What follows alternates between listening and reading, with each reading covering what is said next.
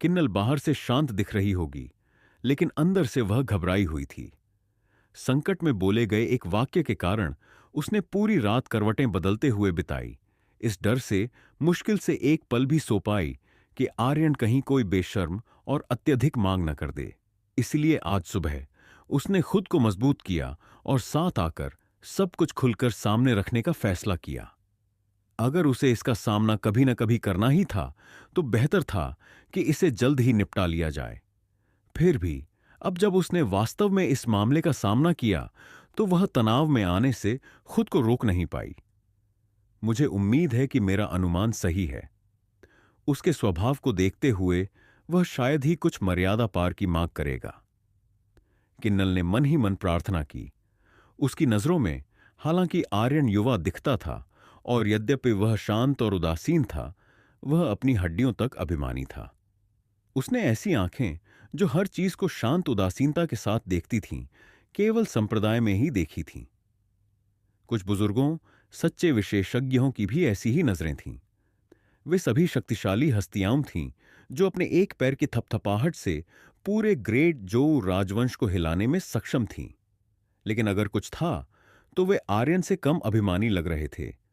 उसने यह आभास दिया कि वह स्वर्ग के नीचे सब कुछ क्षणभंगुर और महत्वहीन मानता है। उसे किसी भी चीज की चिंता करने की आवश्यकता महसूस नहीं होती थी। उसकी आंखें खाली थीं। उसे ध्यान देने योग्य कुछ भी दिखाई नहीं दिया।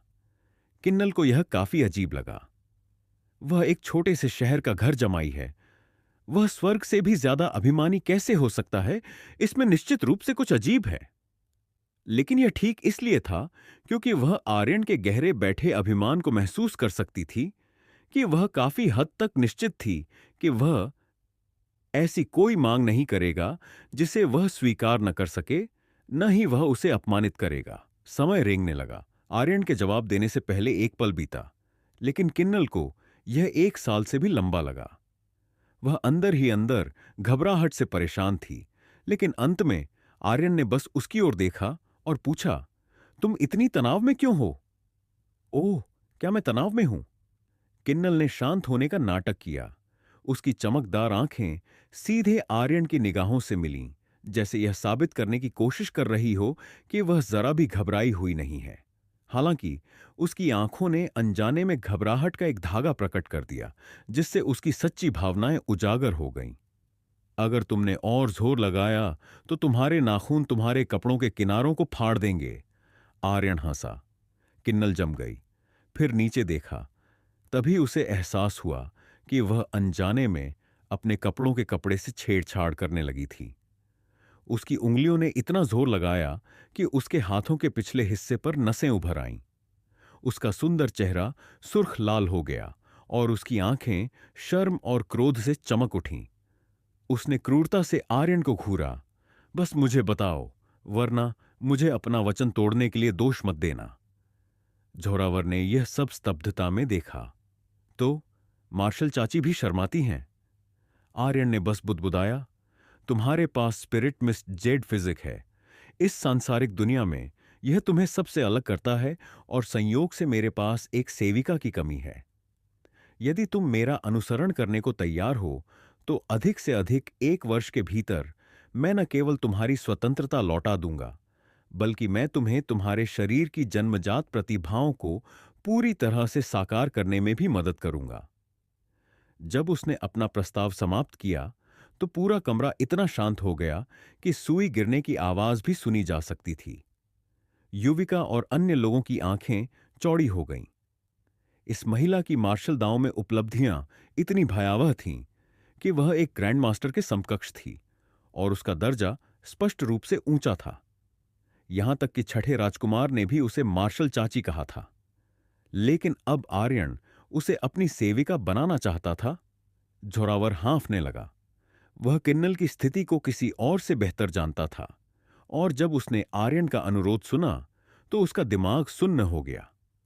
अगर किन्नल के पीछे के संप्रदाय को इस बारे में पता चला, तो वे कैसी प्रतिक्रिया देंगे? किन्नल भी इसी तरह स्तब्ध थी। उसने सीधे उसकी ओर देखा। उसने बहुत पहले ही तय कर लिया था कि अगर आर्यन वास्तव में उसकी सुंदरता का लालच करता, अगर वह वास्तव में कुछ बेशर्म मांगता तो वह मना कर देगी, भले ही इसका मतलब मौत की लड़ाई हो। कौन अनुमान लगा सकता था कि वह कुछ और भी अनुचित मांग करेगा। वह वास्तव में वह वास्तव में मुझे अपनी सेविका बनाना चाहता है। किन्नल का पूरा चेहरा लाल हो गया और उसने अपने दांत भींचे। उसकी चमकदार आंखें चाकू की तरह तेज थीं। उसके डीले कपड़ों के नीचे उसका भरा हुआ सीना ऊपर नीचे हो रहा था। तुम मुझे क्या समझते उन्हो? किन्नल ने प्रत्येक शब्द पर जोर देते हुए रुकावट ली। उसके चारों ओर हत्या का इरादा उमड़ रहा था। हर कोई अचानक तनाव में आ गया, आर्यन को छोड़कर, जिसने बस भौहें सिकोड़ी। मेरा अनुसरण करने का अवसर एक ऐसा सौभाग्य है जिसे अन्य लोग चाहे जितना भी कर्म संचित करें, प्राप्त करने में विफल हो सकते हैं। एक सौभाग्य? किन्नल इतनी गुस्से में थी कि वह हंस पड़ी। उसके संप्रदाय ने उसे बचपन से ही स्वर्ग की चुनी हुई बेटी माना था। वह जोरावर जैसे शाही राजकुमार के सामने भी खुलकर बोल सकती थी। फिर भी अब कोई उसे इतनी हद तक नीचा दिखा रहा था। बेशक वह गुस्से में थी। अगर पिछली रात आर्यन ने उसकी जान न बचाई होती तो शायद वह अब तक अपनी कृपाण खींचकर इस बेशर्म शेखीबाज को दो हिस्सों में काट चुकी होती। बस घृणित। सभी अपेक्षाओं के विपरीत आर्यन भी हंसा। मैं जानता हूं तुम किसी भी तरह से इसके लिए तैयार नहीं हो और तुम सोचते हो कि मैं तुम्हें अपमानित करने के लिए यह कह रहा हूं, लेकिन इसे पढ़ने के बाद फैसला करने में देर नहीं होगी। जैसे ही वह बोला, उसने अपने जेड पेंडेंट से मुड़ा हुआ कागज का एक टुकड़ा निकाला और उसे सौंप दिया। किन्नल चकित रह गई। उसने अपने क्रोध को दबाया, कागज स्वीकार किया और उसे खोला। तभी पाठ की पहली पंक्ति ने उसे फिर से अचंभित कर दिया। स्पिरिटमिस्ट की सच्ची व्याख्या। उसने पढ़ना जारी रखा। कुछ ही पलों में वह पूरी तरह से उसमें डूब गई। उसकी भौहों पर अनियंत्रित भावनाएं उभरीं। आश्चर्य, घबराहट, सदमा, उत्साह और भी बहुत कुछ। उसका सुंदर चेहरा अनियमित रूप से बदलता रहा। इसने जोरावर, युविका और अन्य लोगों को भी उत्सुक कर दिया। वे सोचने लगे कि उस कागज पर क्या लिखा था। अफसोस, यह उनसे इतनी दूर था कि वे स्पष्ट रूप से देख नहीं सकते थे। कुछ देर बाद किन्नल ने अनिच्छा से नजरें हटाईं। ऐसा लगा जैसे वह अभी भी तृप्त नहीं हुई थी। वह वहां खड़ी रही, स्तब्ध और चुप। उसकी आंतरिक उथल पुथल उन सभी के लिए स्पष्ट थी। तभी आर्यन ने शांत भाव से कहा, वह सिर्फ परिचय है, इसके सिद्धांतों का एक मोटा अवलोकन।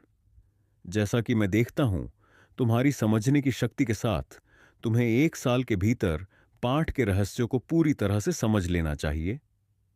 लेकिन निश्चित रूप से यदि तुम अनिच्छुक हो तो भूल जाओ। मैं मामले को आगे बढ़ाकर खुद को नीचा नहीं करूंगा।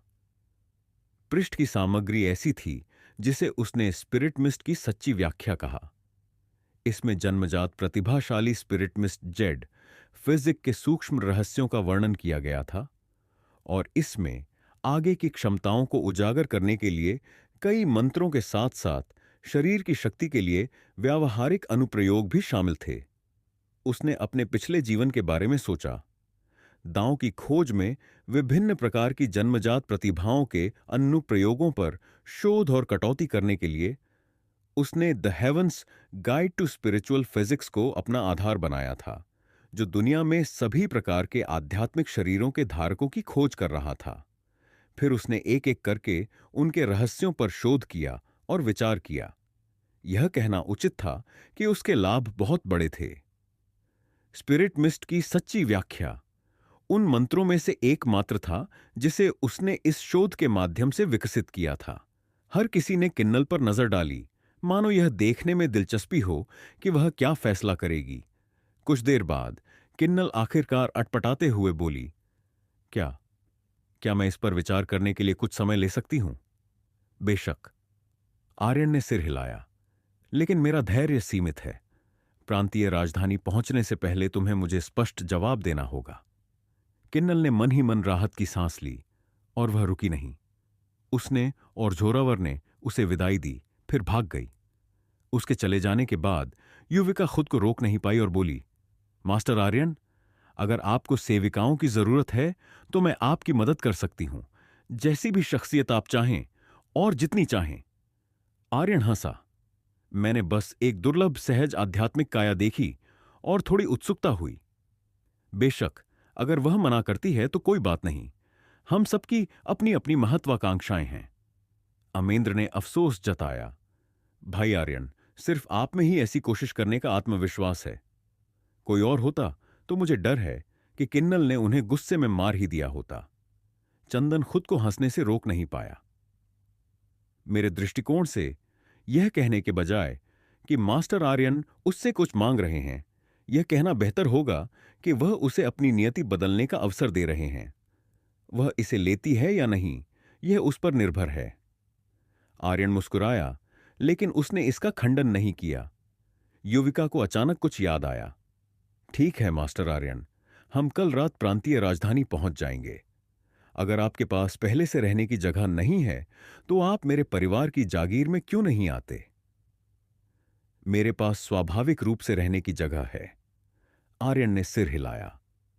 वह खुद को ब्लू रिवर तलवार जागीर में बिताए 3 साल, साथ ही प्रांतीय राजधानी में मिले कुछ लोगों और घटनाओं को याद करने से रोक नहीं पाया।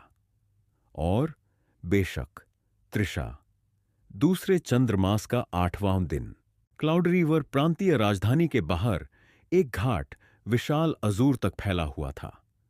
वहां अनगिनत नावें खड़ी थीं और बंदरगाह बहुत ही जीवंत था। विशाल टावर जहाज धीरे धीरे पास आया।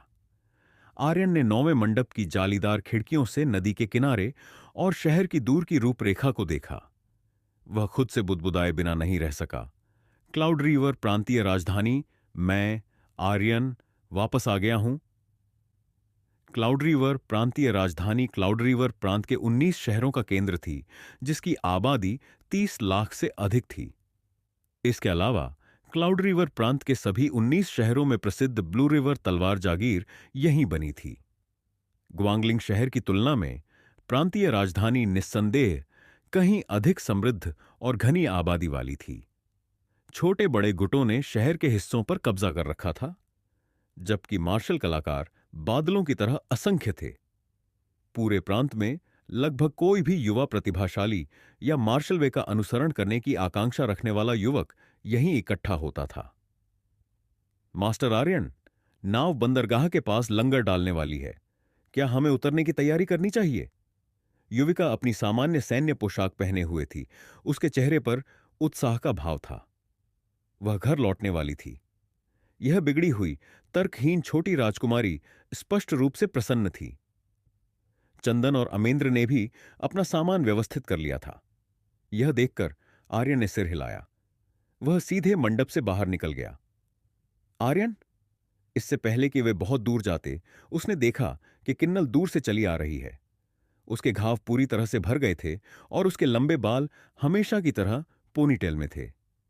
उसकी त्वचा बर्फ या जेड की तरह साफ थी और उसकी उत्कृष्ट रूप से बनी विशेषताओं पर नजर यह बताती थी कि वह उत्साहित थी। उसकी आश्चर्यजनक सुंदरता उसे भीड़ से अलग करती थी। जब वह चली आई, इससे पहले कि आर्यन कुछ बोल पाता, उसने घोषणा की, मैंने पहले ही सब सोच लिया है। हो सकता है कि आपकी मंशा अच्छी हो, लेकिन मैं आपके सामने खुद को नीचा नहीं दिखाना चाहती।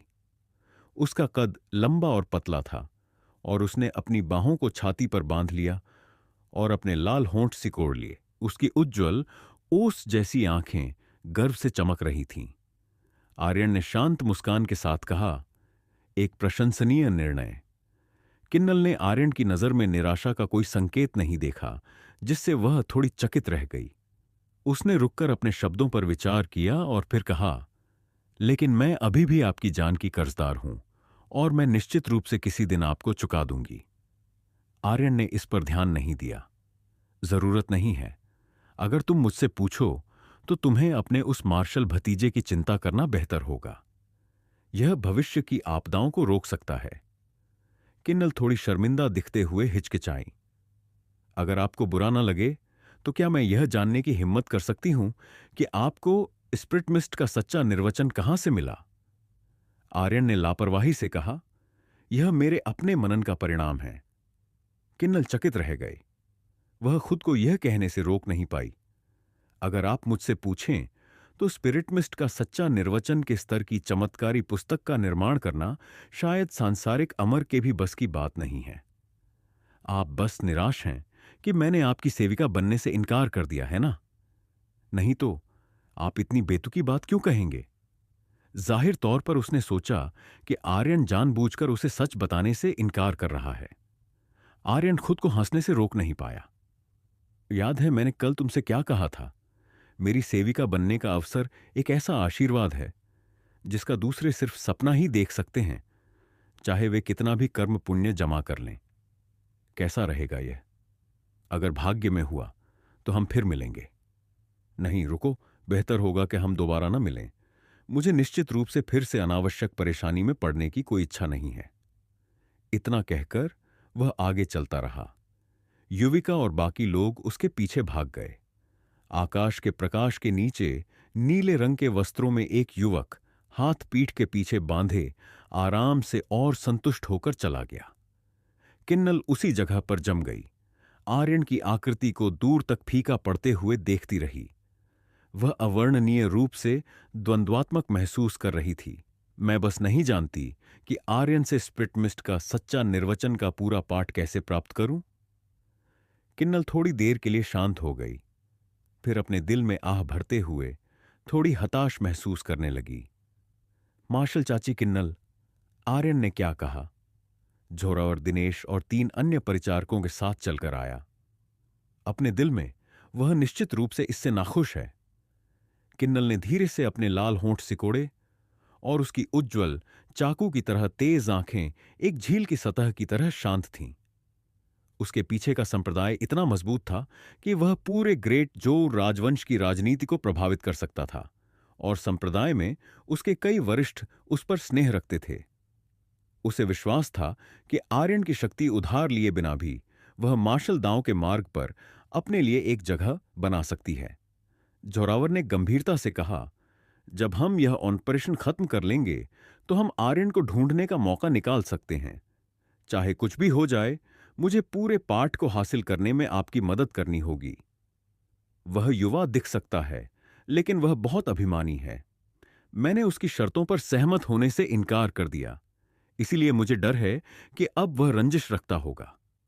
अगर तुम मदद के लिए उसके पास जाओगे तो खाली हाथ लौटोगे। इससे भी बुरी बात यह है कि तुम उसे सिर्फ तुम्हें नीचा दिखाने का मौका दोगे। किन्नल ने अपनी पतली लचीली कमर फैलाई, सुस्त दिख रही थी। लेकिन फिर हम दोनों पर उसका उपकार है। अगर उसे क्लाउड रिवर प्रांतीय राजधानी में कोई परेशानी होती है तो हम मदद कर सकते हैं। बोलते हुए भी वह आगे बढ़ती रही। मास्टर आर्यन, कल मुझे खुद मार्किस से एक कबूतर संदेश मिला। उन्होंने मुझे एक बार फिर से अपना आभार व्यक्त करने का आदेश दिया। यशवंत व्यक्तिगत रूप से आर्यन को विदा करने आए। उनका लहजा उत्साहपूर्ण और स्पष्ट था। उन्होंने यह भी कहा कि जल्द ही वह क्लाउड रिवर प्रांतीय राजधानी का दौरा करने की योजना बना रहे हैं। जाहिर तौर पर उनका इरादा रेड स्केल सेना में शामिल होने के लिए ब्लू रिवर तलवार जागीर से प्रतिभाशाली युवाओं के एक नए समूह की भर्ती करना है। अगर समय मिलता है तो वह व्यक्तिगत रूप से आपसे मिलने आएंगे। इससे पहले कि आर्यन कुछ बोल पाता, अमेंद्र चिल्लाया, स्पिरिट मार्शल मार्किस प्रांतीय राजधानी में भर्ती करने जा रहे हैं? यशवंत ने सिर हिलाया। वास्तव में हमारी रेड स्केल सेना अपनी संख्या की भरपाई के लिए हर दूसरे साल नए रक्त की भर्ती करती है। अमेंद्र की आंखें अथाह लालसा से भर गईं। जब से मैं छोटा था, युद्ध के मैदान में लड़ना, हंसना, दावत देना और स्पिरिट बीस्ट के खून को पीना मेरा सपना रहा है।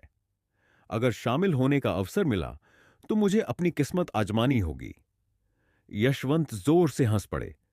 ग्रेट झोऊ के आदमी को ऐसा ही होना चाहिए। अगर मैं इतनी जल्दी जा नहीं रहा होता तो मैं तुम्हें जबरदस्ती कुछ दौर की कड़ी शराब पिलाता। अमेंद्र मुस्कुराया, लेकिन युविका की चमकीली आंखें आर्यन की ओर मुड़ गईं। उसने फुसफुसाकर कहा, मास्टर आर्यन, शहर पहुंचने के बाद आप कहां ठहरेंगे? आर्यन ने सोचा, फिर कहा, विलियम गली के भीतर। वह किस तरह की जगह है? युविका ने चंदन से पूछा। चंदन थोड़ा अनिश्चित लग रहा था। मुझे अस्पष्ट रूप से याद है कि वह एक गली है जहां गरीब लोग जमा होते हैं। यह शहर के दक्षिणी कोने के पास है। एक ऐसी जगह जहां गरीब लोग जमा होते हैं। क्या आपका मतलब झुग्गी झोंपड़ी से है? युविका हैरान रह गई, लेकिन उसने दखल न देने का फैसला किया। उसने बस चुपचाप उस नाम को याद कर लिया। जैसे ही वे बातचीत कर रहे थे, घाट से आगे लोहे जैसी कठोर आवाज आई। युविका, चंदन काका, हम यहां हैं।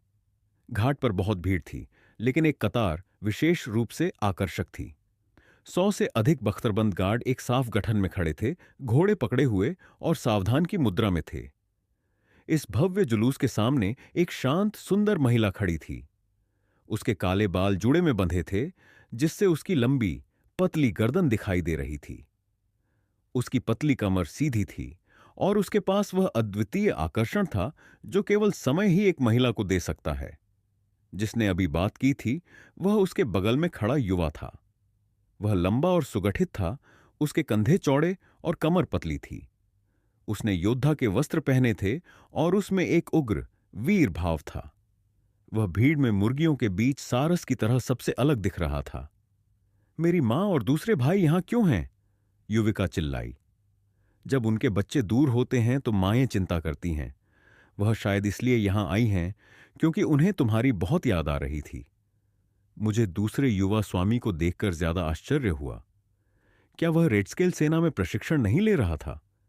चंदन ने दबी आवाज में कहा। उस मजबूत युवा को देखकर वह भी हैरान था।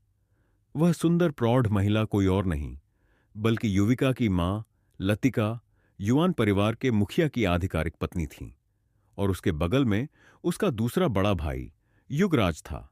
क्लाउड रिवर प्रांतीय राजधानी के भीतर युगराज मार्शल दाव का एक राक्षस था। उसके पास जन्मजात दैवीय शक्ति थी, जिसका मुकाबला उसी पीढ़ी के सदस्यों के लिए करना मुश्किल था। 13 साल की उम्र में उसने केवल अपने मुट्ठियों के बल पर पूरे युवान परिवार की युवा पीढ़ी पर हावी होकर अपनी चकाचौंध भरी तीक्ष्णता का प्रदर्शन किया था। 15 साल की उम्र में उसे Shamsher Singh, Claude Light Marquis की रेडस्केल सेना में आगे के प्रशिक्षण के लिए भेजा गया था। कुछ साल बाद उसका पहले से ही उत्कृष्ट सैन्य उपलब्धियों का रिकॉर्ड था और महज 17 साल की उम्र में उसने 10,000 सैनिकों की कमान संभाल ली। वह पूरी रेडस्केल सेना में इस तरह के पद का सबसे कम उम्र का अधिकारी था। क्लाउड लाइट मार्क्विस ने भी उसकी प्रशंसा करते हुए कहा था, रेडस्केल वीर, जिसमें राजा या मार्क्विस जैसी प्रतिभा है। चंदन काका, हमारा समझौता मत भूलना, युविका ने तेजी से फुसफुसाया। चंदन का भाव अचानक अजीब हो गया। कल रात युविका ने उसे बताया था कि उसे उम्मीद है कि वह परिवार में अपने दोस्तों और रिश्तेदारों को आर्यन के बारे में नहीं बताएगा। वह चाहती थी कि चंदन अपने होंठ कसकर बंद रखे। उसका तर्क यह था कि उसे डर था कि उसका परिवार आर्यन के कौशल के बारे में जानने पर उसकी जांच करने की कोशिश करेगा और ऐसा करने पर वे उसे परेशान कर सकते हैं। यदि ऐसा होता तो इसके अप्रत्याशित परिणाम हो सकते थे। उसकी प्रेरणाएं आंशिक रूप से स्वार्थी भी थीं। वह नहीं चाहती थी कि उसके कबीले का हस्तक्षेप आर्यन के साथ उसके रिश्ते की प्रकृति को बदल दे। चंदन को पहले से ही आर्यन के स्वभाव की एक निश्चित समझ थी और वह जानता था कि यद्यपि यह अत्यंत सक्षम युवक ठहरे हुए पानी की तरह शांत लग सकता है, लेकिन वास्तविकता में उसका गर्व उसकी हड्डियों तक गहरा था। यदि युवान परिवार जबरदस्ती उसकी जांच करता तो इससे उन्हें आर्यन की अप्रसन्नता और विरक्ति ही मिलती। इसीलिए इस पर विचार करने के बाद चंदन ने युविका के अनुरोध पर सहमति व्यक्त की। फिर भी वह अच्छी तरह जानता था कि वे इसे बहुत लंबे समय तक छिपाकर नहीं रख सकते। जब तक युवान परिवार चाहेगा, वे ग्वांगलिंग शहर और टावर शिप पर हुई हर चीज का पता लगा लेंगे, छोटी से छोटी बात तक। कमांडर यशवंत, हम अब विदा लेते हैं। जब उसने देखा कि युविका का परिवार घाट पर इंतजार कर रहा है, तो आर्यन ने मुट्ठी जोड़ी और जाने का फैसला किया। जैसे पर्वत अटल हैं, नदी का प्रवाह कभी नहीं रुकता, वैसे ही हमारी कृतज्ञता भी नहीं रुकेगी। मास्टर आर्यन, अपना ध्यान रखना। यशवंत ने दिल खोलकर मुस्कुराते हुए हाथ हिलाया। आर्यन ने सिर हिलाया, फिर मुड़कर उतर गया। युविका और बाकी लोग भी तुरंत उसके पीछे हो लिए।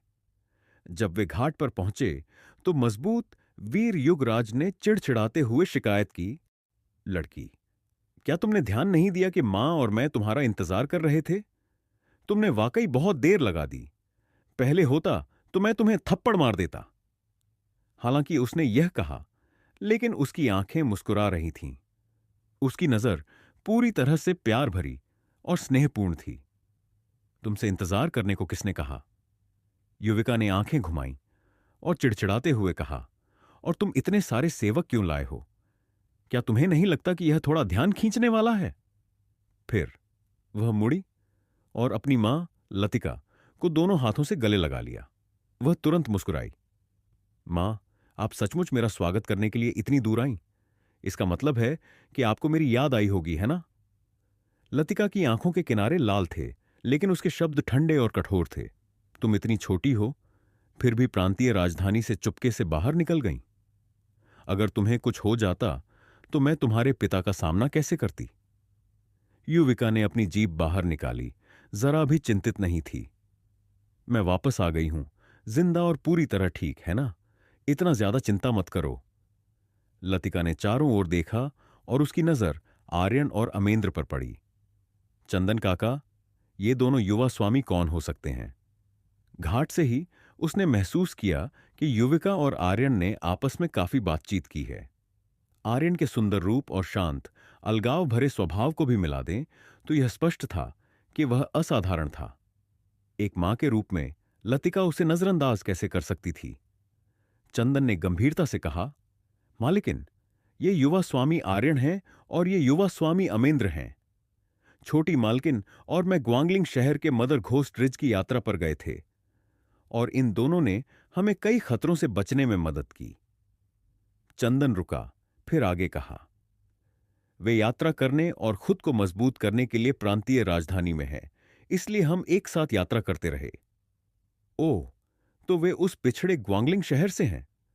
लतिका की नजर अचानक बहुत शांत हो गई और उसने एक गंभीर, संयमित लहजे में कहा, चंदन काका, क्या आपने दोनों युवा स्वामियों का उचित धन्यवाद किया है? कृपया निश्चिंत रहें मालिकिन, मैं स्वाभाविक रूप से उनकी दयालुता का बदला चुकाना नहीं भूलूंगा। युगराज की निगाहें उन दोनों पर टिकी रहीं। वह भी उन्हें परख रहा था। अचानक उसने धीमी आवाज में कहा, दोस्तों, आपने युविका की मदद की और यह आपको हमारे परिवार का प्रतिष्ठित अतिथि बनाता है। यदि आपको क्लाउड रिवर प्रांतीय राजधानी में कोई समस्या आती है तो युवान परिवार के नाम का उपयोग करने के लिए आपका स्वागत है। मुझे विश्वास है कि यह उपयोगी होगा। वह स्पष्ट आत्मविश्वास के साथ बोला, लेकिन उसमें तिरस्कार भी था। उसे सुनकर चंदन और युविका खुद को दोषी महसूस करने से रोक नहीं पाए। उन्होंने आर्यन और अमेंद्र की ओर देखा, मानो यह कहने की कोशिश कर रहे हों, कृपया बुरा न माने। आर्यन हल्के से मुस्कुराया। उसे जरा भी चिंता नहीं थी। इस बीच अमेंद्र युवान परिवार के जुलूस के विशाल आकार से स्तब्ध था। वह इस तरह के छोटे विवरणों पर ध्यान देने की स्थिति में नहीं था। बहुत समय हो गया है और तुम्हारे पिता अभी भी घर पर तुम्हारा इंतजार कर रहे हैं। हमें वापस चलना चाहिए। लतिका ने युविका का हाथ पकड़ा और धीरे से कहा। युगराज घोड़े पर कलाबाजी करके चढ़ गया और चिल्लाया, चलो! 100 से अधिक बख्तरबंद गार्डों ने कार्य शुरू कर दिया। उस आकार और भव्यता के जुलूस को देखकर घाट पर इकट्ठे हुए कई लोग हाँफने लगे। आर्यन और अमेंद्र को मानो भुला दिया गया था। जब अमेंद्र ने भव्य जुलूस को घाट से गुजरते हुए और शहर के फाटकों से गायब होते हुए देखा तो उसने आखिरकार प्रतिक्रिया दी। भाई आर्यन, मिस युविका और सीनियर चंदन अभी इतने रूखे क्यों थे? उसने भौहें सिकोड़कर कहा। लगता है उन्होंने जानबूझकर हमें ठीक से परिचित नहीं कराया। आर्यन ने कहा, मुझे बताओ, यदि युवान परिवार को पता चले कि मैंने युविका की जान बचाई है तो वे क्या करेंगे? वे क्या सोचेंगे? बेशक वे आपके साथ अपने प्रतिष्ठित अतिथि जैसा व्यवहार करेंगे, अमेंद्र ने बिना किसी हिचकिचाहट के कहा। लेकिन फिर उसने शर्मिंदा होते हुए कहा, नहीं, रुको, यह सही नहीं लगता। किसी की स्थिति जितनी ऊंची होती है वह ऐसी चीजों के बारे में उतना ही अधिक सोचता है। वे इतनी आसानी से इस पर विश्वास नहीं करेंगे। इसलिए युविका का व्यवहार वास्तव में काफी विचारशील था। वह निस्संदेह चिंतित है कि अगर वह अपने परिवार को हमारे बारे में बताती है तो वे जांच करने से खुद को रोक नहीं पाएंगे, जिससे शायद संघर्ष हो सकता है।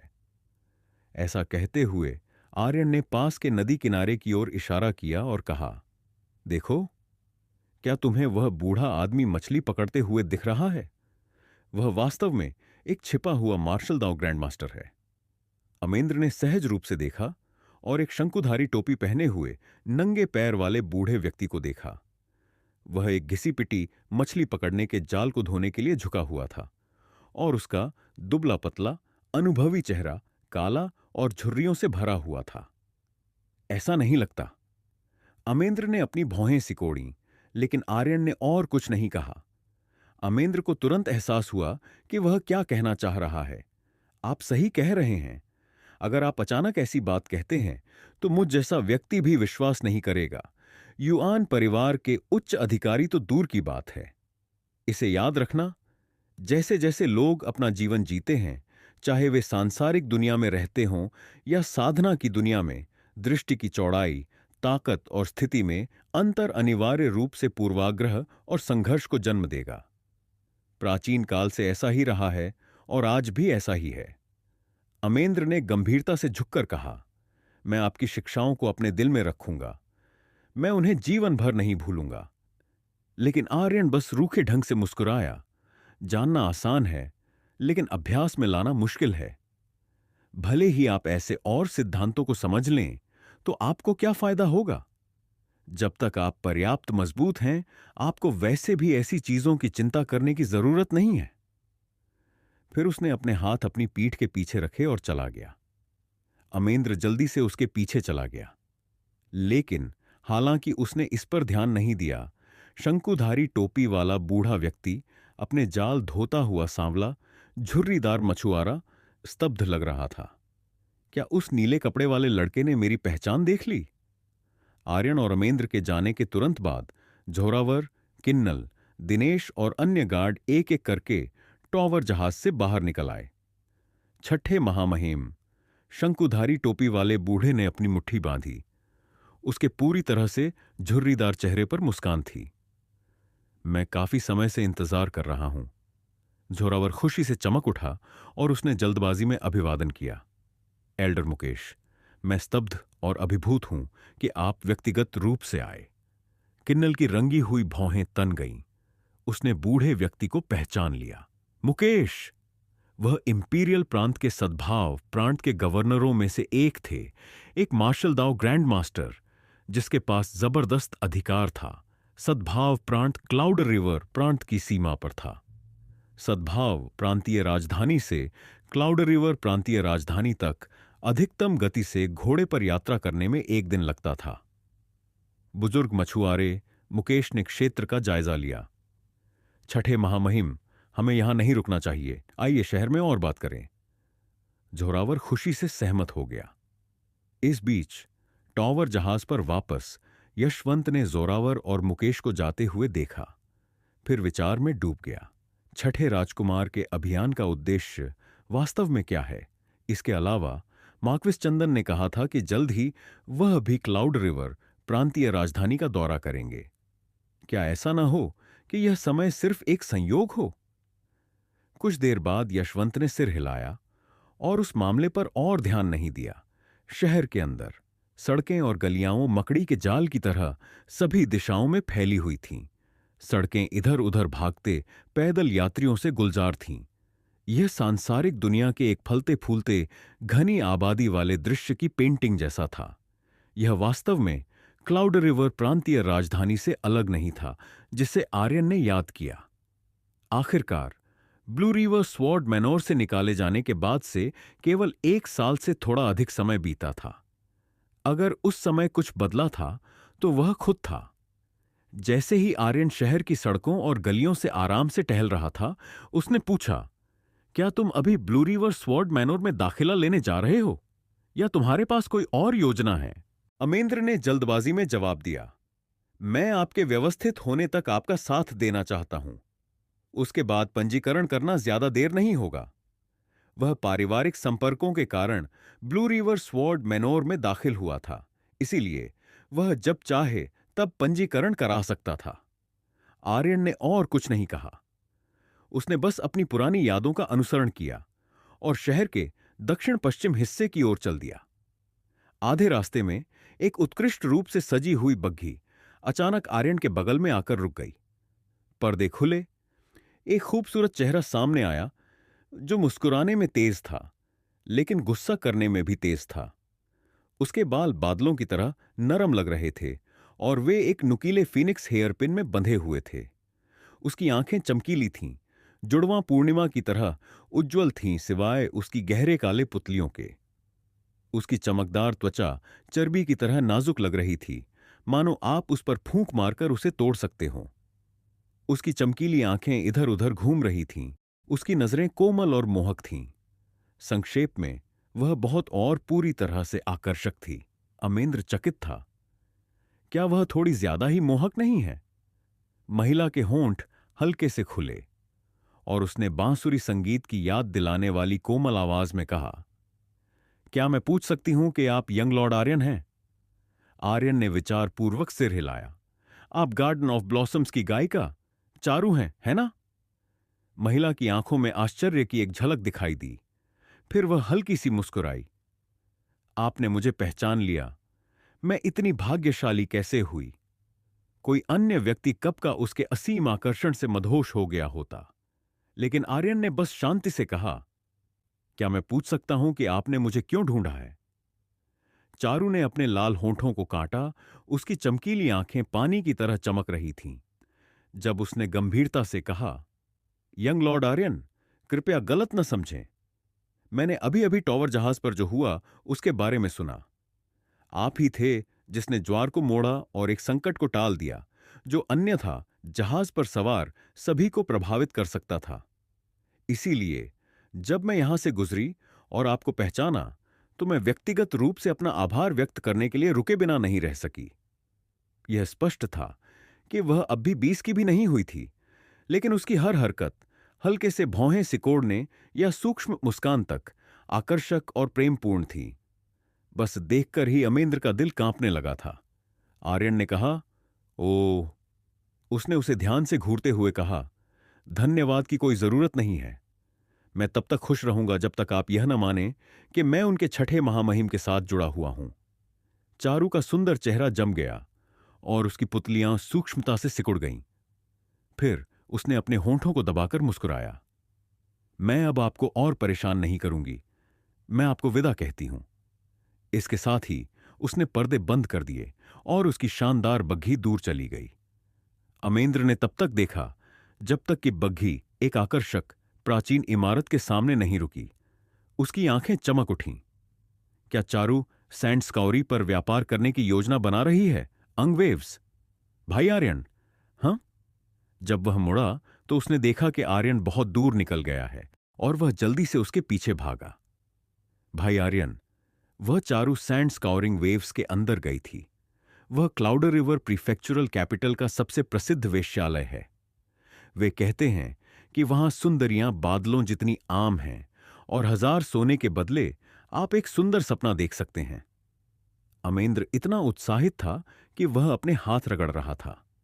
फिर उसने संकोच से पूछा, भाई आर्यन, हम कुछ खाली समय निकालकर वहां जाकर क्यों नहीं देखते?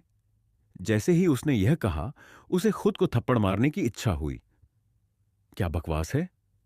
मैं भाई आर्यन जैसे सांसारिक क्षेत्र में भेजे गए अमर को ऐसी बात कैसे सुझा सकता हूं?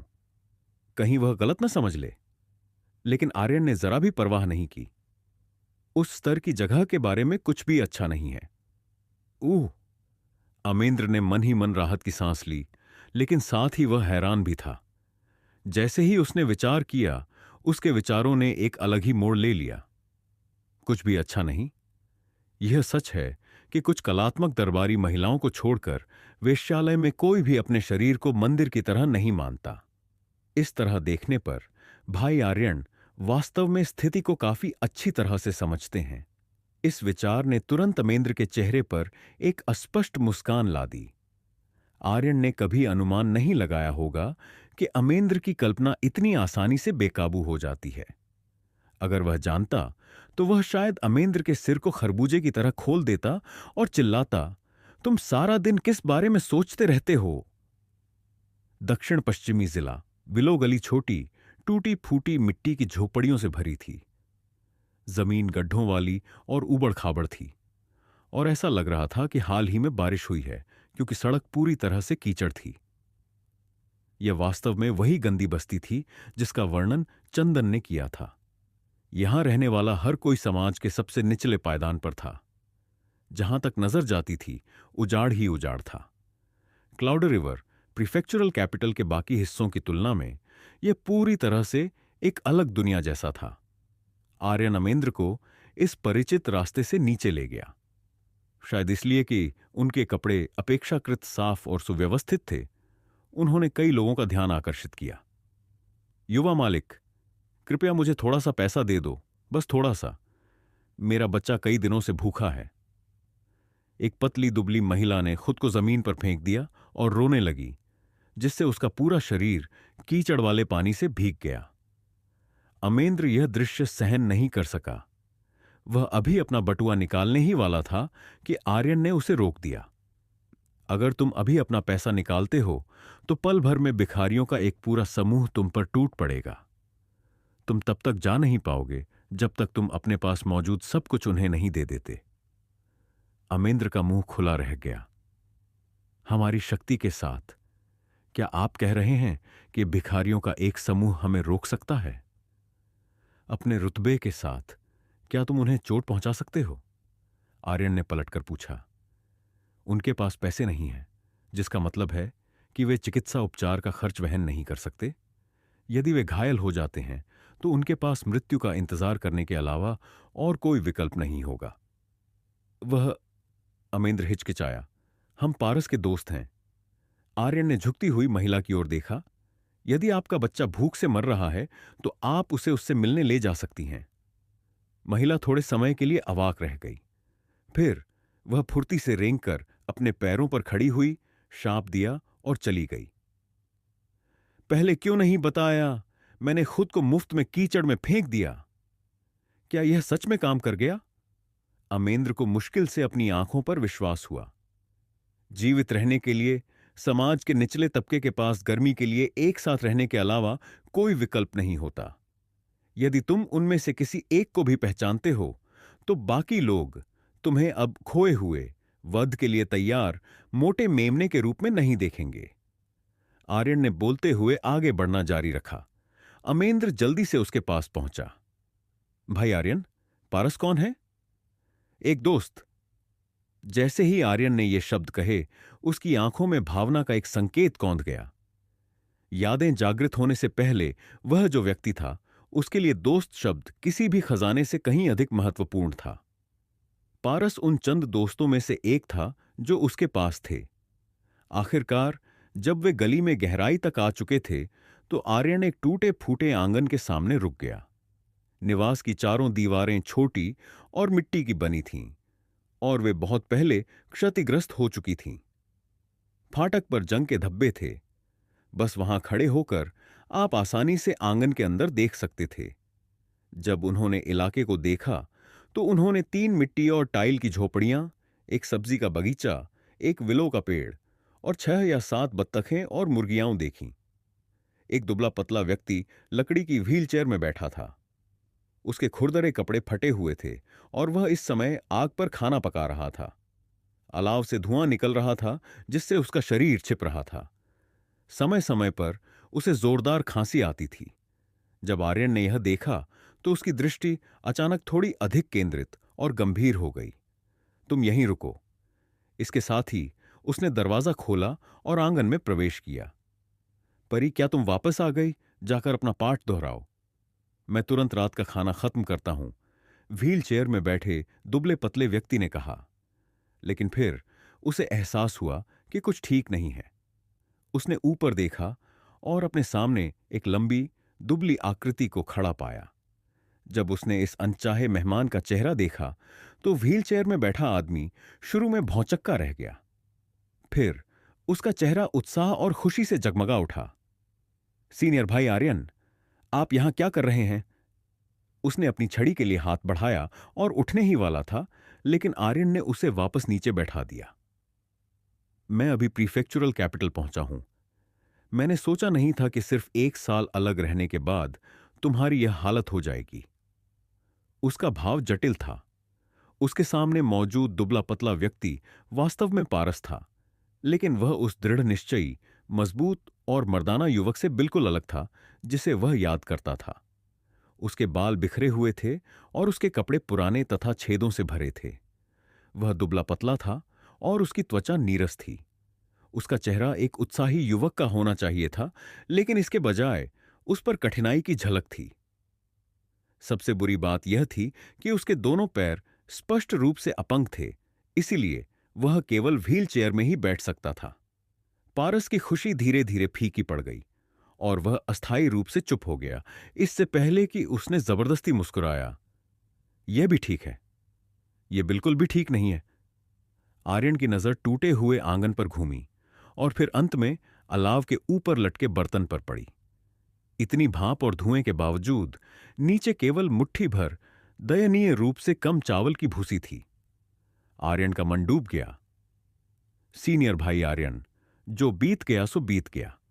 मैं अब अपंग हूं। मैं गरीबी में एक साधारण जीवन जी सकता हूं, लेकिन मैं गुजारा कर रहा हूं, पारस ने कहा। उसने ऊपर देखा और गंभीरता से कहा, मुझे आपकी दया की जरूरत नहीं है, न ही मुझे आपकी मदद की जरूरत है। मैं बस खुश हूं कि आप मुझसे मिलने आए। लेकिन मैं खुश नहीं हूं। आर्यन ने पारस के कंधे पर थपथपाया। मैं जानता हूं कि तुम किस बात को लेकर चिंतित हो। तुम्हें डर है कि मैं तुम्हारा बदला लेने जाऊंगा, लेकिन जैसे ही मैं प्रकट होऊंगा, जिन लोगों ने हमें तब धमकाया था, वे इसके बजाय मुझे ही चोट पहुंचाएंगे। जैसे ही उसने यह कहा, आर्यन हंसा। उसकी नजर गहरी, अब्बूझ और ठंडी थी। लेकिन तुमने शायद यह अनुमान नहीं लगाया होगा कि मैं यहां पुराने द्वेषों को सुलझाने और वर्षों के जमा हुए आक्रोश से छुटकारा पाने के लिए ही आया हूं। आप बदला लेना चाहते हैं? पारस चिल्लाया। कहीं ऐसा तो नहीं कि? यह सही है, मैंने पहले ही अपनी साधना पुनः प्राप्त कर ली है। आर्यन ने सिर हिलाया। मन ही मन उसने जोड़ा, और मैं पहले जैसा नहीं हूं। मैं न केवल बदला लूंगा, मैं तुम्हारे अपंग पैरों को ठीक होने में भी मदद कर सकता हूं। पारस खुशी से चिल्लाया, यह बिल्कुल अद्भुत खबर है। हा हा हा हा। लेकिन जैसे ही वह हंसा, उसकी आंखों के कोनों में आंसू जमा हो गए। उसने अचानक कई गहरी सांसें लीं। आंसू गिरने से पहले ही उन्हें रोक लिया। जल्द ही वे बिना किसी निशान के गायब हो गए। पुरुषों की आंखें नम होती हैं, लेकिन वे उन्हें आसानी से नहीं बहाते। पारस ने अपनी आंखें मलीं, फिर खुद का मजाक उड़ाया। मैं इतने लंबे समय से इतना खुश नहीं था। मैं सचमुच थोड़ा नियंत्रण खो बैठा। लेकिन फिर उसने सिर हिलाया। भाई आर्यन, मैं अब भी तुम्हें बदला लेने से मना करता हूं। भले ही तुम्हारी साधना ठीक हो गई हो, उन लोगों की पृष्ठभूमि बहुत प्रभावशाली है और यह प्रांतीय राजधानी है, उनका घरेलू क्षेत्र। यह बहुत खतरनाक है। उसने गहरी सांस ली, फिर आर्यन की ओर देखा। जब एक सज्जन व्यक्ति अपना बदला लेता है तो 10 साल इंतजार करना भी बहुत लंबा नहीं होता। तुम्हारी प्रतिभा के साथ तुम निश्चित रूप से एक दिन मार्शल दाव ग्रैंडमास्टर बन जाओगे। तुम तब अपना बदला ले सकते हो। आर्यन बस मुस्कुराया। पारस, मैंने इतनी दूर आने की हिम्मत की है। स्वाभाविक रूप से मुझे विश्वास है कि मैं अपने सभी पुराने हिसाब चुकता कर सकता हूं। इसके अलावा मैं कोई सज्जन नहीं हूं। मैं इतना लंबा इंतजार नहीं कर सकता। पारस चुप हो गया, फिर कड़वाहट से बोला, लेकिन मैं अब तुम्हारी मदद नहीं कर सकता। आर्यन ने धीरे से कहा, तुमने ब्लू रिवर स्वॉर्ड मैनर में मेरी कई बार मदद की थी। इस बार तुम यह सब मुझ पर छोड़ सकते हो। वह रुका, फिर आगे कहा, मैं यहां इसलिए नहीं आया कि मुझे तुम्हारी मदद की जरूरत है, बल्कि इसलिए कि मैं तुम्हारा बहुत ज्यादा ऋणी हूं। अगर मैं तुम्हें चुकाता नहीं हूं तो मेरा मन अशांत रहेगा। पारस ने आह भरी। तब जो हुआ वह तो जिक्र करने लायक भी नहीं है। मुझे आश्चर्य है कि तुम्हें वह अब भी याद है। मैं कैसे भूल सकता हूं। आर्यन ने अपने हाथ पीछे रखे और अतीत को याद किया। यह महान झोऊ राजवंश के 396वें वर्ष का पतझड़ था। मैं सिर्फ 14 साल का था और मुझे ब्लू रिवर स्वॉर्ड मैनर में अपनी साधना शुरू किए हुए केवल 2 महीने हुए थे। यह 11वें चंद्रमास का पहला दिन था। मुझे बस 3 बोतलें गोलियां और 10 स्पिरिट स्टोन्स का मेरा आवंटन मिला था और मैं वापस जा रहा था जब जगन और उसके साथियों ने मुझे घेर लिया। वह मुझे अपनी गोलियां और स्पिरिट स्टोन्स छोड़ने के लिए मजबूर करना चाहता था। स्वाभाविक रूप से मैंने मना कर दिया, इसलिए वे सब मुझ पर टूट पड़े और मुझे पीटा। मैं खून से लथपथ जमीन पर गिर गया। कई अन्य बाहरी संप्रदाय के शिष्यों ने यह देखा, लेकिन जगन और दूसरों के क्रोध के डर से किसी ने भी मुझे बचाने के लिए आगे आने की हिम्मत नहीं की। केवल तुम, मौत के डर के बिना एक नौसिखिया बच्चा, एक मूर्ख की तरह अंदर भागे और मुझे इलाज के लिए ले जाने की कोशिश की। केवल जगन और उसके साथियों ने तुम्हें भी पीटा। तुम्हारी चोटें अंततः मेरी चोटों से भी बदतर हो गईं। अंत में जैसे ही मैं हिलने डुलने लायक हुआ, मुझे तुम्हें वापस ले जाना पड़ा। जब पारस ने यह सुना तो वह हंसे बिना नहीं रह सका। कौन एक बार जवान नहीं रहा है? मैं तब सचमुच शुद्ध हृदय था और दयालु भी। मैंने एक अन्याय देखा, इसीलिए मुझे कुछ करना पड़ा। भले ही मुझे अपनी परेशानी के बदले में पिटाई मिली, मुझे अब भी इसका कोई पछतावा नहीं है। आर्यन हंसा। उसके बाद हम साथी पीड़ित भाई बन गए। हमने इतनी सारी तिरछी नजरें, ताने, चुभने वाली बातें और हमलों को सहा, लेकिन हमने उन्हें एक साथ सहा। तुम्हारे बिना मुझे यकीन नहीं है कि मैं टिक पाता। पारस ने भी उदासी में आह भरी। जब मैं बाहरी संप्रदाय का स्वॉर्ड चीफ बना तो मैंने सोचा था कि भीतरी संप्रदाय में जाने के बाद मैं तुम्हें भी अपने बात खींच लाऊंगा। किसने सोचा होगा? आर्यन चुप हो गया। उसकी अभिव्यक्ति थोड़ी अजीब थी। किसने सोचा होगा कि मैं ब्लू रिवर स्वॉर्ड मैनर का त्यागा हुआ शिष्य और एक घर जमाई बन जाऊंगा? उसने पारस की ओर मुड़कर कहा, लेकिन तुम्हें इस तरह देखकर मुझे और भी आश्चर्य हुआ है। अगर मेरा अनुमान गलत नहीं है तो यह नीरज ने किया था, है ना? पारस का भाव बदल गया और उसकी निगाहें गहरी हो गईं, क्योंकि उसने कड़वाहट से कहा, मैं जानता था कि मैं तुमसे इसे छिपा नहीं सकता। आर्यन का स्वर शांत और उदासीन था। उसने तुम्हारे दोनों पैर छीन लिए। मैं उससे उसकी जान से इसका हिसाब चुकाऊंगा। पारस तुरंत घबरा गया। उसने अपना मुंह खोला और कुछ कहने ही वाला था कि आर्यन हंसा और उसे बीच में ही काट दिया। तुम निश्चित रूप से मुझे यह बताने वाले हो कि नीरज के पीछे न्यान परिवार है और वे बहुत शक्तिशाली हैं, इसलिए मुझे लापरवाह नहीं होना चाहिए, है ना? पारस ने आह भरी। तुम पहले से ही जानते हो तो तुम इतने जिद्दी क्यों हो? आर्यन ने कहा, इसे जिद्दीपन नहीं कहते। लेकिन इससे पहले कि वह विस्तार से बता पाता, किसी ने आंगन के दरवाजे के बाहर से चिल्लाया, बड़े भाई पारस, ब्लैक टाइगर गैंग ने परी को अगवा कर लिया है। एक पीले चेहरे वाला दुबला पतला युवक पूरी तरह से घबराया हुआ अंदर भागा। बड़े भाई पारस, हम क्या करें? परी पहले ही ब्लैक टाइगर गैंग के हाथों में पड़ चुकी है। वे निश्चित रूप से उसे किसी वेश्यालय में बेच देंगे। पारस की अभिव्यक्ति नाटकीय रूप से बदल गई, जैसे उसे बिजली का झटका लगा हो। परी उसकी छोटी बहन थी और वह केवल 13 साल की थी। उसका सीना ऊपर नीचे हो रहा था और उसकी आंखें लाल हो गईं। उसने दांत पीसते हुए कहा, अजय, तुमने उन्हें उसे कहां ले जाते देखा? जिस युवक को उसने अजय कहा, उसने कहा, बडिंग स्प्रिंग गली के पास, लेकिन मुझे संदेह है कि वे उसे पहले ही अपने अड्डे पर वापस ले जा चुके होंगे। आर्यन ने आगे पूछा, क्या तुम जानते हो कि ब्लैक टाइगर गैंग का ठिकाना कहां है? वह एक छोटी लड़की की छवि को याद किए बिना नहीं रह सका।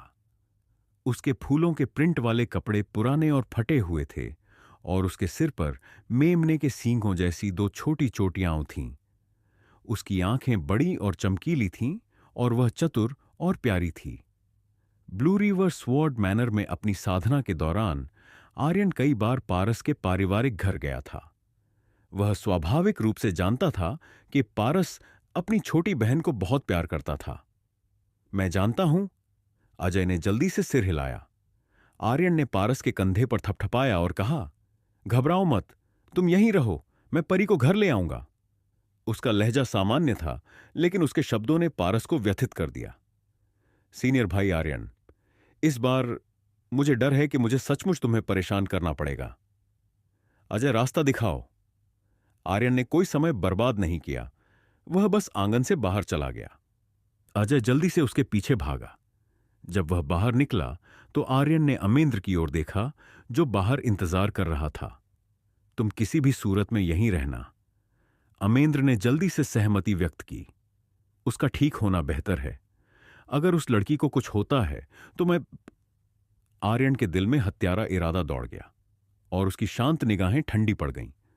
अपनी यादों के फिर से जागृत होने के बाद यह पहली बार था जब उसने वास्तव में हत्यारा महसूस किया। इसका कोई अन्य कारण नहीं था सिवाय इसके कि इस बार वह वास्तव में परवाह करता था। जहां रोशनी थी वहां अनिवार्य रूप से अंधेरा भी था।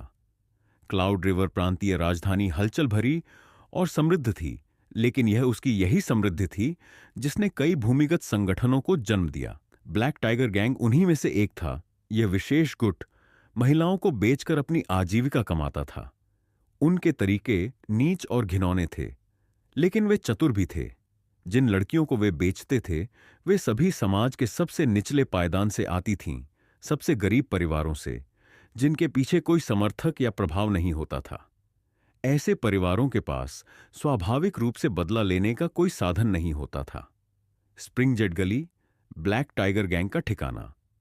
गिरोह ने पूरे इलाके पर कब्जा कर रखा था, इसलिए सामान्य परिस्थितियों में कोई भी पास आने की हिम्मत नहीं करता था। आसमान आग की तरह दहक रहा था। खून के रंग का सूरज धीरे धीरे क्षितिज पर गायब हो रहा था। बड़े भाई, दूर की वह गली स्प्रिंग जेट गली है, लेकिन मैं और पास जाने की हिम्मत नहीं कर रहा हूं। अजय तब रुक गया जब वे अभी भी दूर थे। उसका युवा चेहरा अनछिपे आतंक से भरा था। आर्यन ने सिर हिलाया, फिर अकेले ही आगे बढ़ गया। उसने अपनी बांस की छड़ी पकड़ी हुई थी और हालांकि उसकी चाल जल्दबाजी में नहीं लग रही थी, वह तेजी से आगे बढ़ रहा था। ढलते सूरज की रोशनी के नीचे उसके लंबे दुबले शरीर ने लंबी छायाएं डालीं। अजय ने शुरू में बस मुड़ने और जाने की योजना बनाई थी, लेकिन वह झिझका, दांत पीसे, फिर वहीं रुका रहा। भागने के बजाय उसने खुद को एक दीवार के बगल में एक कोने में छिपा लिया। युवा स्वामी, आप यहां किस लिए आए हैं? जैसे ही आर्यन स्प्रिंग जेट गली के करीब पहुंचा, दो हट्टे कट्टे आदमी खड़े हो गए।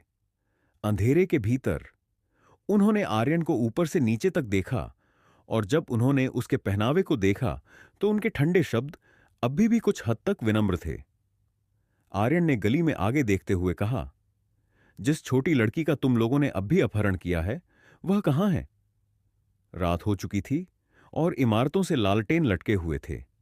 वह दूर की पार्टियों और मौज मस्ती की आवाज को अस्पष्ट रूप से सुन सकता था। एक आदमी तुरंत सतर्क हो गया। कौन सी छोटी लड़की? युवा स्वामी, मुझे डर है कि आप गलत जगह पर हैं। हम सभ्य कानून का पालन करने वाले नागरिक हैं जो अपना काम करते हैं। दूसरे ने माथे पर बल डाला। मैं आपको सलाह देता हूं कि अभी यहां से निकल जाइए, वरना आपको सावधान रहना होगा कि आप अंधेरे में फिसल कर गिर न जाएं। आर्यन के अंगूठे ने हरकत की और नश्वर किनारा एक झनकार के साथ अपनी म्यान से बाहर निकला। फिर उसने बिना दूसरी बार देखे वार कर दिया। ठंडी चमक की एक लकीर तारकीय प्रकाश की तरह फूटी। छप छप दोनों आदमियों की आंखें फैल गईं, क्योंकि उनके गले के नए छेदों से खून बह रहा था। उनके होंठ कांप रहे थे, लेकिन वे बोल नहीं पाए। थोड़ी देर बाद वे दोनों जमीन पर धड़ाम से गिर गए। आर्यन फिर पूरी सहजता से हल्की रोशनी वाली गली में आगे बढ़ गया। अजय दूर से देख रहा था, और जब उसने यह देखा तो वह इतना स्तब्ध रह गया कि लगभग चिल्ला ही पड़ा। सौभाग्य से उसने समय रहते अपने मुंह पर हाथ रख लिया। फिर भी सदमे की लहरें उसके दिल में दौड़ गईं। क्या क्या यह एक मार्शल कलाकार की शक्ति है? गली के अंत में आर्यन नीले भूरे ईंट और काली टाइल के एक आंगन के गेट के सामने रुक गया। गेटों से बड़ी लालटेनें लटकी हुई थीं और उनकी धब्बेदार नारंगी चमक अंधेरे को दूर कर रही थी। दो ब्लैक टाइगर गैंग के गार्ड लाल रोगन वाले गेट के पास खड़े थे, आपस में फुसफुसा रहे थे। समय समय पर वे अश्लील अस्पष्ट हंसी हंसते थे। अचानक उन्होंने अंधेरे में एक लंबा व्यक्ति को चलते देखा। तुम कौन हो? उनमें से एक ने सहजता से पूछा। वह व्यक्ति धब्बेदार दीपक की रोशनी के नीचे केवल आंशिक रूप से दिखाई दे रहा था।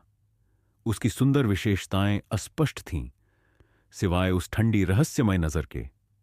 उन आंखों ने बस उन पर नजर डाली, लेकिन दोनों गार्डों को अपनी रीढ़ में ठंडक महसूस हुई और वे अनजाने में कांप उठे। उसके बाद तलवार की रोशनी का एक तेज फ्लैश हुआ। दोनों गार्डों ने अपने गले में तेज दर्द महसूस किया। फिर होश उन्हें छोड़ गया और वे जमीन पर बेजान होकर गिर पड़े। आर्यन ने उनकी तरफ देखा भी नहीं। उसने बस गेट खोलकर अंदर कदम रखा। आंगन के भीतर एक जीवंत दावत चल रही थी, जिसमें 5 या 6 मेजें थीं और कम से कम 20 ब्लैक टाइगर गैंग के सदस्य पी रहे थे, चिल्ला रहे थे, हंस रहे थे और मौज मस्ती कर रहे थे। गिलास टकराने की आवाज हवा में भर गई थी। एक छायादार कोने में कुछ लोग बेशर्मी से एक दूसरे के शरीरों का आनंद भी ले रहे थे। यह सिर्फ एक जोड़ा भी नहीं था। यह दृश्य घिनौना था। इसका वर्णन करने का कोई बेहतर तरीका नहीं था। आश्चर्यजनक रूप से जब आर्यन अंदर आया तो उसने ज्यादा ध्यान आकर्षित नहीं किया। तुम कौन हो? मैंने तुम्हें पहले कभी क्यों नहीं देखा? एक आदमी ने अपनी पैंट ऊपर खींची और कोने से बाहर निकला। उसके सांस से शराब की बदबू आ रही थी। वह स्पष्ट रूप से नशे में था। एक लाल चेहरे वाली अर्धवस्त्र पहने चुलबुली महिला उसके पीछे पीछे आई। आदमी ने आर्यन को ऊपर से नीचे देखा और नशे में धुत होकर भौंका, मैंने तुमसे एक सवाल पूछा, क्या तुमने सुना नहीं? आर्यन ने उसकी तरफ देखा। यह सिर्फ एक नजर थी, लेकिन वह आदमी सिर से पांव तक कांप उठा, मानो वह किसी बर्फीले गड्ढे में गिर गया हो। उसका नशा कुछ हद तक उतर गया। आर्यन ने पूछा, मुझे बताओ, तुम आमतौर पर उन लड़कियों को कहां कैद करते हो जिनका तुम अपहरण करते हो? तहखाने में, आदमी हकलाया। उसे नहीं पता था क्यों, लेकिन वह बेतहाशा डरा हुआ था, जैसे कोई देवता किसी चींटी से पूछताछ कर रहा हो। और तहखाने कहां हैं? आदमी ने आंगन के परे मुख्य अलिंद की ओर इशारा किया। उसकी उंगली कांप रही थी।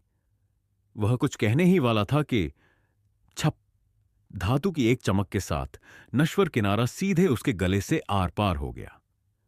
बड़े भाई योंग, मुझे और चाहिए। चुलबुली महिला को अभी तक यह एहसास नहीं हुआ था कि कुछ गड़बड़ है। उसने कामुकता से आंख मारी। उसके पूरे चेहरे पर जलती हुई वासना लिखी थी। वह आगे बढ़ी और उस आदमी से लिपटकर आराम करने की कोशिश की, केवल तभी जब उसके गले से खून निकला और उसके पूरे चेहरे पर छींटे पड़ गए। वह जम गई, फिर चिल्लाई, आह, हत्या, हत्या! उसकी डरी हुई आवाज की आवाज रात के आकाश को चीर गई। जीवंत माहौल अचानक रुक गया। सभी ने वह काम बंद कर दिया जो वे कर रहे थे और चिल्लाती हुई महिला की ओर देखा। फिर उन्होंने उसके पास खून के एक गड्ढे में पड़े व्यक्ति को देखा और उनके भाव बदल गए। उनका सदमा केवल एक पल तक रहा।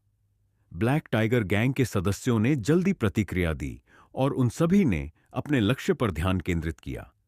वह नीले वस्त्रों वाला युवक जो मुख्य अलिंद की ओर जा रहा था। भाइयों, उसे पकड़ो, उसे काट डालो, मारो! अचानक एक हलचल हुई, क्योंकि गिरोह के सदस्य मानो दुर्भावनापूर्ण देवताओं में बदल गए थे। उन्होंने अपने हथियार उठाए, चिल्लाया और आर्यन पर टूट पड़े।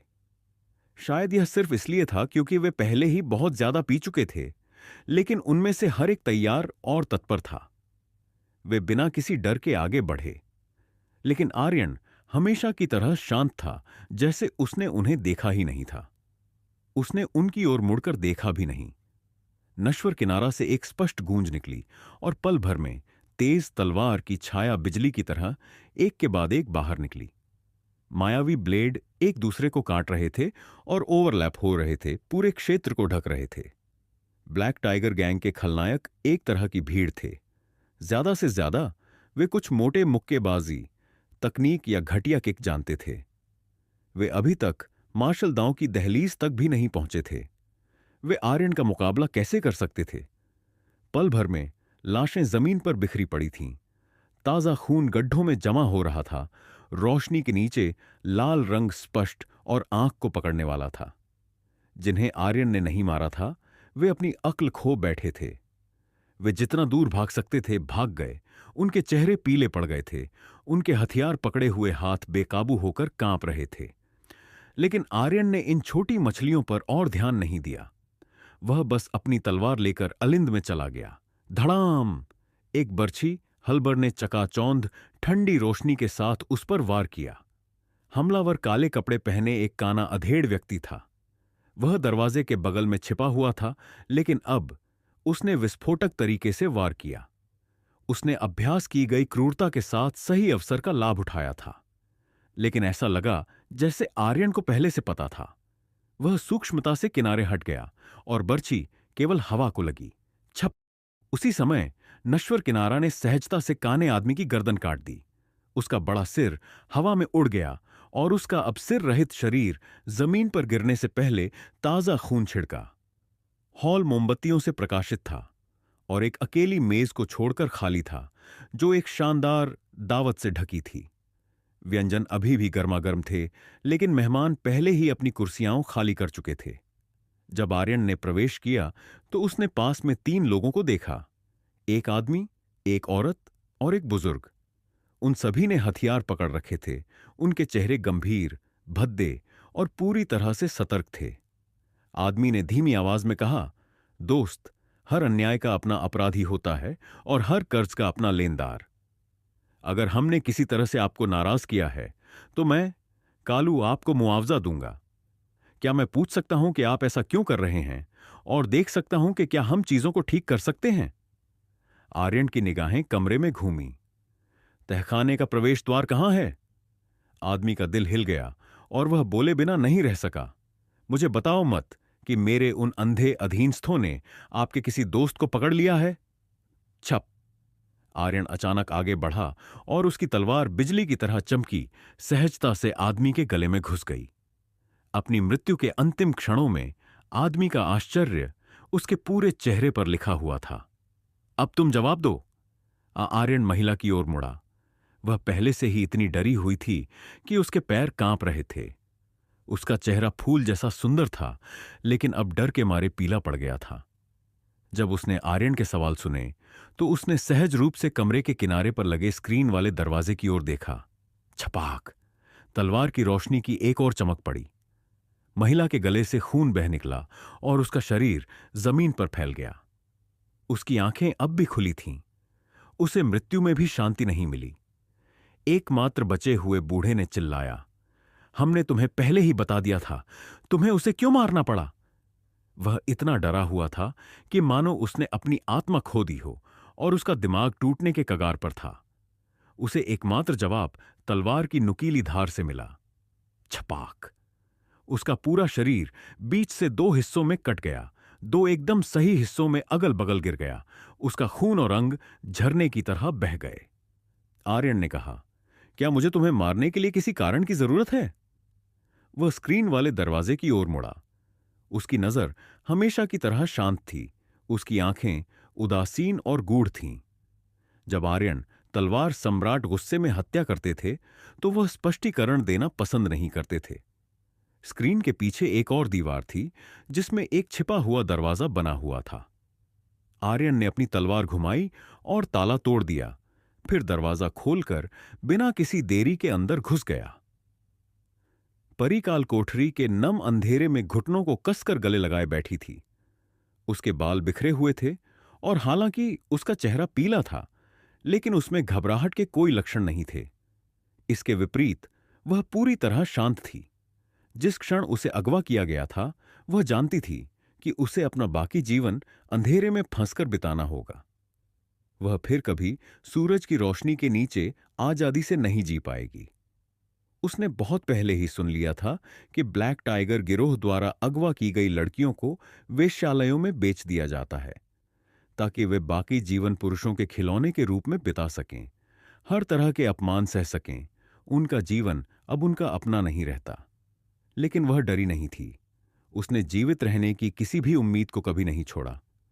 जब तक वह जीवित थी, वह मजबूत बनने के लिए हर तरीका अपनाएगी। बड़े भाई, कृपया निश्चिंत रहें। मैं जीवित रहूंगी और अच्छी तरह जीऊंगी, और एक दिन तुम्हारी रक्षा करने की मेरी बारी होगी, परी ने अपने दिल में कहा। वह अपनी हर चीज छोड़ सकती थी, सिवाय एक अपवाद के। वह बस अपने बड़े भाई पारस को नहीं छोड़ सकती थी। यही उसकी जीवित रहने की गहरी दृढ़ता का स्रोत था। अचानक अंधेरे में कदमों की आवाज गूंजी, जो धीरे धीरे नजदीक आती गई। तुम आखिरकार मेरे लिए आ ही गए। परी ने अपना सुंदर सिर उठाया, यह देखने के लिए कि यह नया आगंतुक कौन था। अंधेरा होने के बावजूद वह अपने अपहरणकर्ता का चेहरा याद रखना चाहती थी, ताकि एक दिन वह अपना बदला ले सके। लेकिन काल कोठरी इतनी अंधेरी थी कि लाख कोशिशों के बावजूद उसे बस एक लंबा धुंधला सा साया दिखाई दिया। आकृति तब झुकी और उसकी उज्ज्वल गहरी नजरें उसके देखने के क्षेत्र में आईं। वह उसकी आंखों को राहत से भरते हुए भी देख सकती थी। उसका दिल कांप उठा और उसे अचानक लगा कि जीवन भर उसने जो कुछ भी देखा है, उनमें वे आंखें सबसे उज्ज्वल, सबसे सुंदर थीं।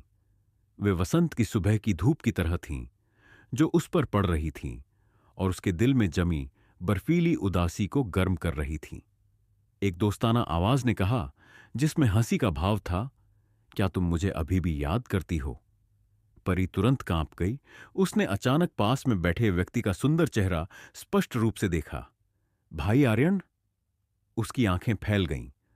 वह हैरान थी। उसे लगभग ऐसा लगा जैसे वह सपना देख रही हो। जब वह कैद में थी तो एक परिचित चेहरा उसके लिए आया था।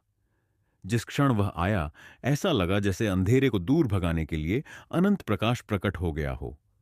विपरीतता इतनी जबरदस्त थी कि वह लगभग तालमेल नहीं बिठा पाई। थोड़ी देर बाद परी एक उज्ज्वल मुस्कान के साथ बोली, भाई आर्यन, तुम मुझे बचाने आए हो। आर्यन ने उसके बाल सहलाए, फिर उसे उठाया और अपनी पीठ पर लाद लिया। डरो मत, मैं तुम्हें घर ले जा रहा हूं। हाँ मैम। परी ने दृढ़ता से सिर हिलाया, फिर अपनी बाहों को आर्यन की गर्दन के चारों ओर कसकर लपेट लिया, मानो इस बात से डर रही हो कि यह अचानक आया सौभाग्य उसकी उंगलियों से फिसल जाएगा। जब उसने उन कोमल पतली बाहों से लड़की द्वारा लगाए गए बल को महसूस किया, तो आर्यन का मनोबल गिर गया। काल कोठरी में रहने के दौरान उसने कितनी लाचारी और निराशा महसूस की होगी। आर्यन ने अंधेरे में सिमटी हुई अन्य आकृतियों की ओर मुड़कर कहा, आप सब भी घर जा सकते हैं। अधिकांश किशोर उम्र की लड़कियां थीं। इतना कहकर वह मुड़ा, काल कोठरी छोड़ दी और अलिंद में लौट आया। हर कदम के साथ वह आंगन के करीब पहुंच गया। आर्यन ने फुसफुसाते हुए कहा, परी, अपनी आंखें बंद कर लो।